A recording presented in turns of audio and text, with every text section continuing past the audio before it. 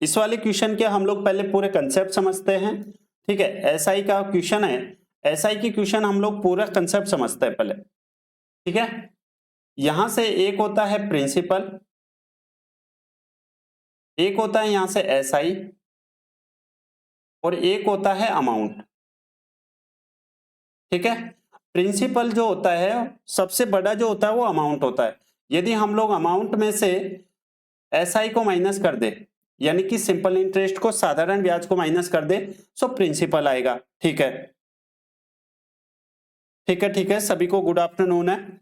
और यहां से एसआई हम लोग कैसे निकालते हैं, अमाउंट में से यदि हम लोग प्रिंसिपल माइनस कर दे सो क्या आ जाएगा, एसआई आ जाएगा। और अमाउंट में अमाउंट कैसे निकालते हैं, प्रिंसिपल को यदि हम लोग एसआई ऐड कर दे सो हमारे पास क्या आ जाएगा, यहां से अमाउंट आ जाएगा। ठीक है, चले उसके बाद में आपको पता होना चाहिए कि जो एसआई का फॉर्मूला होता है वो होता है P into R into T, और अपॉन में क्या होता है बेटा, 100।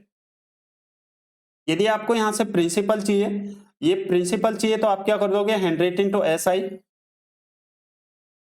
और अपॉन में प्रिंसिपल चाहिए तो प्रिंसिपल को छोड़ दो और किससे मल्टीप्लाई कर दो, आर इंटू टी से। वेरी गुड, बहुत बढ़िया, सभी का राइट आंसर है। यहां पर यदि हम लोग पी हो गया, यदि आपको यहां से रेट परसेंटेज चाहिए तो 100 इंटू एसआई,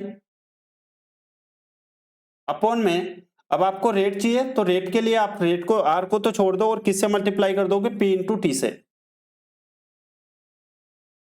और यदि आपको यहां से टाइम चाहिए तो टाइम के लिए क्या करोगे, 100 इंटू एसआई, और अपॉन में टाइम चाहिए तो टाइम के लिए आप यहां पर टी को छोड़ दो और किससे मल्टीप्लाई कर दोगे, पी इंटू आर से। अब ये इतने फॉर्मूले में क्यों लिखवा रहा हूं आपको, ध्यान रखना, इससे 101% आपको क्वेश्चन पूछा ही जाएगा, ध्यान रखना। और जब क्वेश्चन इससे पूछा ही जाएगा तो फिर क्यों ना हम लोग इसको डेप्थ में पढ़े, है ना। चले अब क्वेश्चन पढ़ते हैं। Find the simple interest on 27,814 2/3% per annum for 8 months. 8 months का आपको यहाँ पर क्या पूछा गया है, सिंपल इंटरेस्ट पूछा गया है।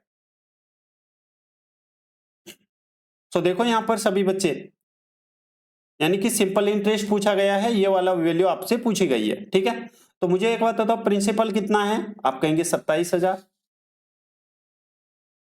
इंटू यहां पर रेट कितनी है, सो रेट कितनी, यहां से 14 थी 42 और 2 44/3।